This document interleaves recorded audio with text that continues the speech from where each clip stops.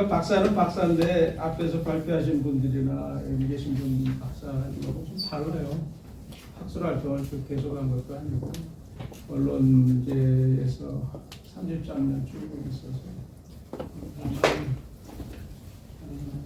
그때 이제 박사님 갖고 장롱면허 비슷하게 이제 박사를 한 건데 그 이후로 퇴직 이후로 제가 지금 교회 장로 신앙 때문에 이제 기독교 시민운동 하는데 이렇게 퇴직하고 나서는 옆구리에 이렇게 찌르는 거가 찌르면 이제 시간 없다 이런 얘기 못 하잖아요. 그래서 이렇게 가다 보니까는 처음에 사명감이 만큼 갖고 왔는데 자꾸 이제 공부하다 보니까 알게 되니까 문화 막시즘에 대해서 차별금지법 바로 알기 아카데미라는 그 유튜브 방송이 그전에 있었는데 그거 진행하면서 이제 저도 이제 공부를 하게 되니까 서당계 3년이면 프로를 옮긴다고 저도 조금 알게 됐고 이게 좀 알면 굉장히 심각하죠. 동성애 하면 모르고 또 가장 익숙한 단어 중 하나 아닙니까? 근데 실제로 그게 얼마나 위험한가는 잘 인식들 안 해요. 나와 그냥 관련 없고 나만 아니면 나와 내 자식들 아니면 그런 거지 뭐. 이렇게 우리가 집회할 때나 교회에서 이렇게 설교할 때나 수도가고 뭐라 얘기하고 동성애 나쁘다는 얘기하는 정도로 해야지 이게 정말 집단적으로 우리가 뭉쳐서 이거를 대처해야 되는, 대적해야 되는 그런 이념이라는 인식은 어느 정도 갖고 있어도 실제로 우리 행동하는 분들이 많지 않고 그래서 굉장히 심각하다. 저는 이 심각성을 인식한 거는 이제 에이즈에 대한 보도를 거의 못하죠. 안 하는 게 아니라 언론에서 에이즈 하면 동성애하고 연관되고 에이즈 보도를 언론에서 있는 그대로 하면 그거는 일종의 이제 혐오고 차별이고 뭐 이렇게 돼 있죠 지금. 그리고 그렇게 인권 보도 준칙이 그렇게 만들어져 있고 국가인권위원회에서 자기들이 이제 아이디어를 내서 한국 기자협회하고 해서 한국 인권 보도 준칙을 만들어서 코로나 때 그 어디 사우나 뭐 24시 사우나 이런 데 동성애자들 모여갖고서 에이즈 이것 때문에 심각한 그런 건데도 그런 데서 그 코로나 발생한 거는 거의 보도를 안 했죠. 보도 안 하고 기독교인들 뭐 예배 보이는 데서 뭐 예배한다고 그래갖고 예배 금지시키고 뭐 이러지 않았어. 그럼 우리가 이렇게 단편적으로 생활에서 겪는 것만으로 볼 때 굉장히 심각하다. 그래서 이 문제에 대한 인식이 더 시급하다 이런 생각으로 제가 이제 오늘 발표 주제를 준비를 했습니다. 더군다나 요즘 최근에 이제 이 정부 들어서 동성애가 이제 국가인권위원회에서 2006년이죠. 2006년도에 이게 그 차별금지법을 만들어야 선진국 인권 기준에 맞다. 이게 유엔이 다 접수돼 있다시피 하지 않습니까? 문화 막시스트들한테 프랑크푸르트 학파의 그 사상을 미국 대학이 다 점령하다시피 하면서 문화 막시즘 하면서 미국 그 사람들이 유엔에 진출하고 EU에 진출하고 또 NGO 세력들이 뭉치고 이러면서 이게 유엔 총회에서 이게 차별금지법이라든지 이런 게 총의로 결정된 건 아니잖아요. 거기에 NGO들, 유엔의 상층부들이 이미 그쪽 이념으로 오염이 되는 이게 인권이다. 그래서 동성애하면 무조건 이게 소돔과 고모라처럼 얘기를 하면은 좀 혐오주의자고 극단주의자고 뭐 이렇게만 인식이 돼 있고.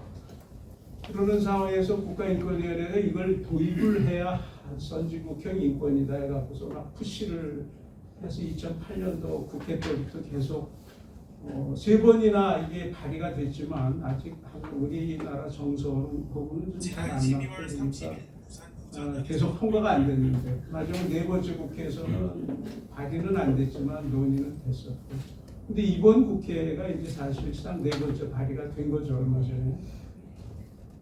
그러면 왜 이렇게 동성애가 중요하다고 정치인들이 발의하느냐? 이게 이념이기 때문에 그렇지. 일종의 이제 이게 이제 이념이고 이념 가운데도 공산주의 이념이기 때문에 그런 거예요. 근데 되게 동성애를 공산주의다 이러면은 그 좀 놀랍게 이렇게 받아들이지 않겠어? 공산주의에 대한 거는 우리가 유신 반독재 투쟁하면서 공산주의 이걸 계속 여기에 이제 하도 색깔론 해갖고 이제 면역이 돼 있고 공산주의하고는 일단 거부감은 갖고 있는데 그걸 동성애를 공산주의라고 딱 얘기를 하면 그 사람 이상한 사람으로 보는 이런 거지만 사실상 이론적인 맥락은 공산주의인 거죠. 공산주의.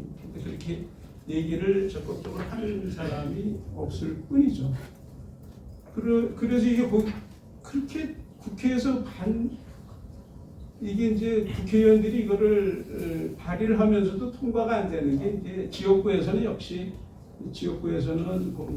이걸 국회의원들이 유권자 눈치를 봐야 되니까 아직까지는 동성애가 뭐 대세인 것처럼 우리나라 국민들 정서가 그렇지 않으니까 가지는 않았는데 그럼 이게 슬그머니 없어져야 되는데 자꾸 나오지 않습니까? 이념이기 때문에 이 세력이 있기 때문에 지금으로서는 지금 집권당 세력이 이거를 지지하고 이걸 자꾸 통과시키려고 하는 것이 바로 공산주의 맥락하고 다 같이 있는 거죠. 그 말씀을 좀 드리려고 오늘 이 주제를 했고 그래서 지난번 국회에서 이제 발의 안 됐다가 이제 이번에 이제 발의가 되면서 이재명 정부 들어오면서 이게 지금 급속하게 성평등 가족부 만들었잖아요.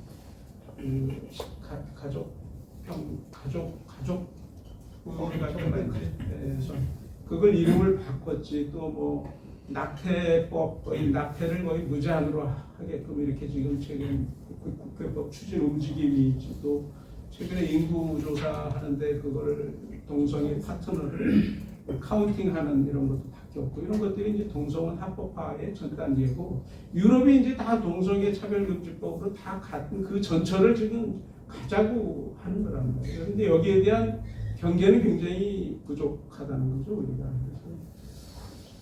그래서 이걸 택했고 그래서 이 동성애가 얼마나 위험한지를 공산주의하고 연결시켜서 한번 상기시켜줄 필요가 있겠다 해서 제가 그렇게 준비를 했고 그러면 이거를 앞에서 이제 문명을 많이 말씀하셨지만은 이게 동성애가 이렇게 가면 동성애에서 나가서 이제 젠더 이념이 들어와갖고 남녀의 구별이 없고 사회적 성이고 우리가 선택하는 거예요. 이렇게 되면은 우리가 알고 있는 전통 기독교 문명을 바탕으로 성장해온 가족이라든지 교회라든지 이건 없어지는 거 아닙니까? 그래서 기독교 문명이 이렇게 서구 선진국을 발전시킬 수 있는 것은 그만큼 성경의 십계명을 가장 바탕으로 이렇게 인간의 양심과 윤리, 도덕, 하나님 형상을 닮아지는 우리 인간의 내면에 그것이 사회적 질서와 법, 규범으로 나타날 때 당연히 이렇게 갈 수 있고 이걸 다 허무는 게 이제 공산주의가 아닙니까? 그런데 이 시체를 깨닫지 못하고 이 동성애는 하나의 시대적 흐름이다. 인본주의고 개인의 취향이고 개인의 취향을 억압하는 건 혐오다. 이렇게 돼 있으니까 거기에 대해서 정확한 인식을 하고 우리가 좀 깨어나야 되겠다. 이런 의미에서 이걸 말씀을 드렸고 그래서 그러면은 그렇게 될 수밖에 없는 게 언론이 차별금지법을 지금 언론이 이제 저처럼 언론을 경험한 사람 입장에서 언론이 장악했다라는 게 정확한 얘기고 지금 장악돼 있죠. 언론이 장악돼 있다시피 해서 이 차별금지법에 반하는 이쪽 진영에 있는 좌파 진영에 있는 언론들은 무조건 해야 된다고 적극 주장을 하고 반면에 이 우파 진영에 그거를 반대해야 될 우파 진영은 거의 보도를 안 하죠. 왜냐?